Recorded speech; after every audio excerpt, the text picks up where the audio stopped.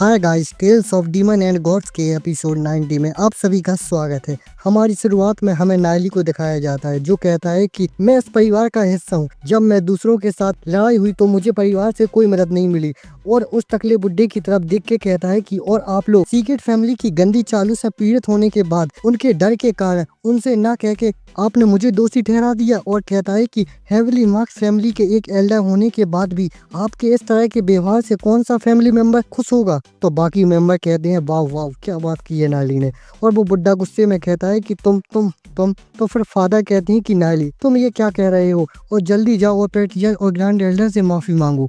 तो नायली पीछे से देख के कहता है कि फादर जल्दी दौड़ के आते हैं और पेट्रियार्च के सामने सर झुका के घुटनों के भर बैठ जाते हैं और कहते हैं कि पेट्रियार्च नायली अभी छोटा और नादान है, मैं उसकी सजा लेने को तैयार हूँ, कृपया उसे माफ कर दें पेट्रियार्च। और नायली अपने फादर के पास जाता है और परेशान होकर और कहता है कि फादर गुस्से में कहते हैं कि जल्दी करो और अपनी गलतियों को स्वीकार करो, क्या मैंने तुम्हें बड़ों का सम्मान करना नहीं सिखाया है। तो नायली बस देखता है। तो पेट्रियार्च कहते हैं कि नायन उठो। तो फादर पेट्रियार्च को देखते हैं तो वो टकला बुड्ढा कहता है कि आज पेट्रियार्च ऐसा क्यों कर रहे हैं, ये पेट्रियार्च का यूजुअल स्टाइल नहीं है। फिर पेट्रियार्च कहते हैं कि क्योंकि समस्या की जड़ और नतीजा स्पष्ट रूप से जांचा नहीं गया है, इसलिए हम लापरवाही से नायली को सजा नहीं दे सकते हैं। इसके अलावा हमने कुछ भी महत्वपूर्ण नहीं खोया है। फिर पेट्रियार्च कहते हैं कि अगर मैं सच कहूँ तो आज नायली का प्रदर्शन देखकर मैं हैरान रह गया। उसने ग्रैंड एल्डर के साथ बहस करने की हिम्मत की और पहले की तरह कोई कमजोरी नहीं दिखाई, जैसा कि एक जीनियस क्लास के स्टूडेंट से उम्मीद थी। और पेट्रियार्च कहते हैं कि ग्रैंड एल्डर जो नायली ने कहा वो गलत नहीं है,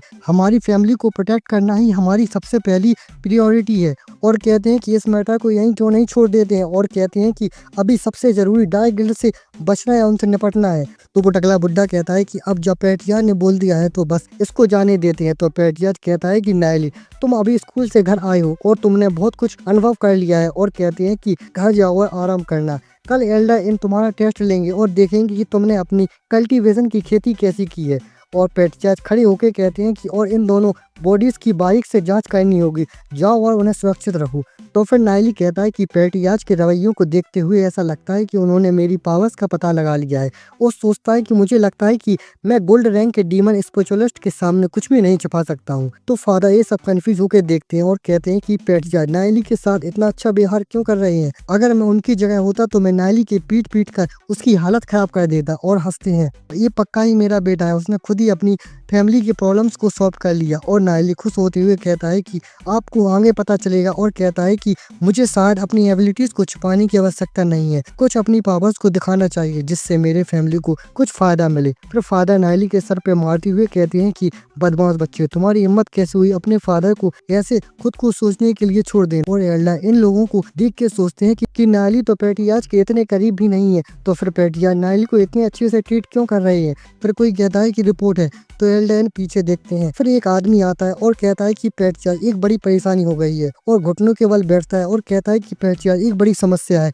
और कहता है कि एल्केमिस्ट एसोसिएशन की डायरेक्टर यांग मिलने आई है। तो पेट्रियार्च चौंक जाते हैं और कहते हैं कि एल्केमिस्ट एसोसिएशन, और एल्डर इन भी चौंक के कहते हैं कि डायरेक्टर, और वो टकला बुड्ढा भी चौंक जाता है। तो फिर पेट्रियार्च जल्दी से ऑर्डर देते हैं कि जल्दी करो और मेन हॉल तैयार करो, डायरेक्टर यांग का स्वागत करने के लिए तैयार हो जाओ। तो एल्डर इन कहते हैं कि हाँ।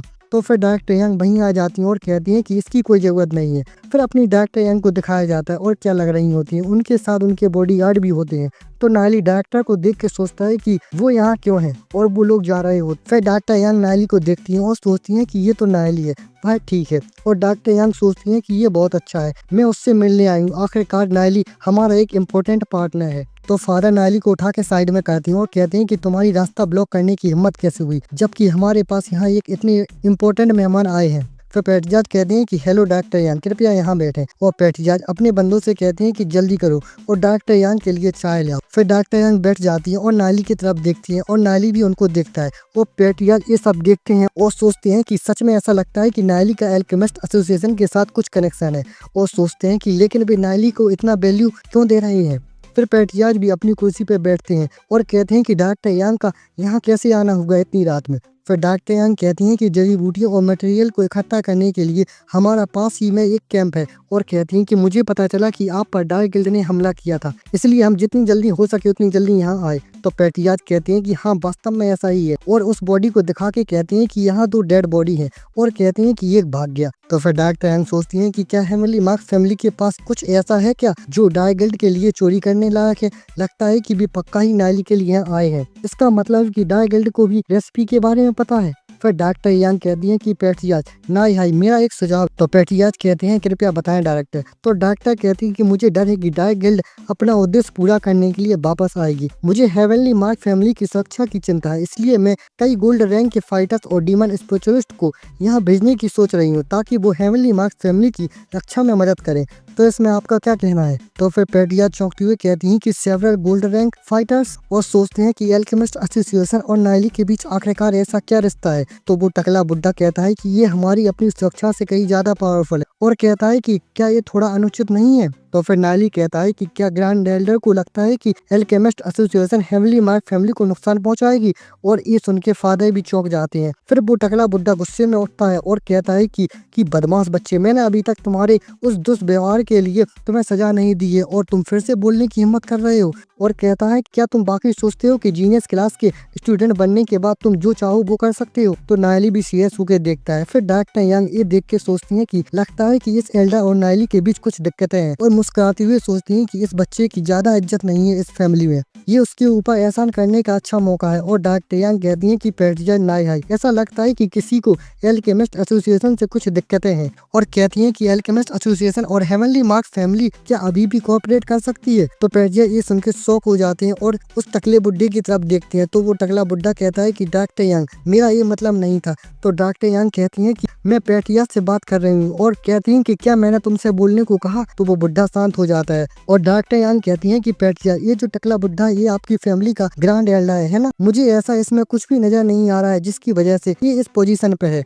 तो ये सुन के पैट्रियाज भी चौंक जाते हैं और नायली की तरफ देखते हैं और कहते हैं कि नायली कुछ बोल, ग्रैंड एल्डर की हेल्प कर। तो नायली भी अपना मुंह टेढ़ा कर लेता है। तो पैट्रियाज भी परेशान होकर अजीब सा चेहरा बना के सोचते हैं कि आखिरकार ये बच्चा ही है और सोचते हैं कि इसने भी सब मुझ पे ही फेंक दिया और सोचते हैं कि एल्केमिस्ट एसोसिएशन नायली की इतनी हेल्प कर रही है, ये तो इतना सिंपल मैटर नहीं है। तो पैट्रियाज कहती हैं कि आज से और अभी से ये टकला बुड्ढा हेवनली मार्क्स फैमिली का ग्रैंड एल्डर नहीं है और ना ही इन्फोर्सिंग एल्डर है। और एल्डर एन से कहते हैं कि अब से तुम हो हमारी फैमिली के ग्रैंड एल्डर। तो वो एल्डर एन भी चौंक जाते हैं और कहते हैं कि यस। तो डॉक्टर यांग देखती हैं। फिर वो टकला बुड्ढा कहता है कि ठीक है, जैसा पैट्रियाज का आदेश है मैं उसको मानूंगा। और कहते हैं कि तुमने पहले नहीं कहा था कि तुम फैमिली को प्रोटेक्ट करोगी। तो स्याओफेंग और स्याओरी परेशान हो जाते हैं और फिर स्याओरी इतना बड़ा मुंह खोल के कहता है कि है ये क्या हुआ अपने दद्दा के साथ। फिर पैट्रियाज कहते हैं कि नाइमी नायली के फादर तुम आज से पब्लिक हॉल के इंचार्ज रहोगे और तुम नाइकाई नायली के चाचा तुम आज से फार्म हॉल के इंचार्ज रहोगे।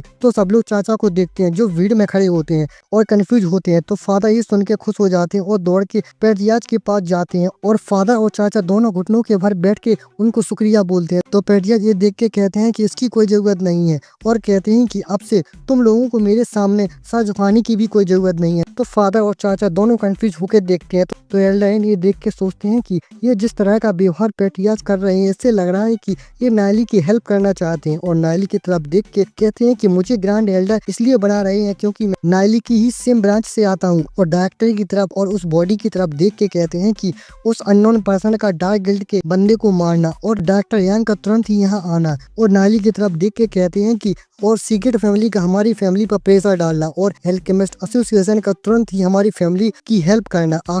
आखिरकार नायली तुमने किया क्या है ऐसा। फिर पैट्रियाज ये सब कह के डॉक्टर यांग की तरफ देख के हंसने लगते हैं ही। और डॉक्टर यांग से कहती हैं कि अब जब एल्केमिस्ट एसोसिएशन ने हमारी फैमिली की सुरक्षा के लिए अपने कुछ गार्ड को भेज रही है इसके लिए हम लोग आपका बहुत शुक्रगुजार हैं।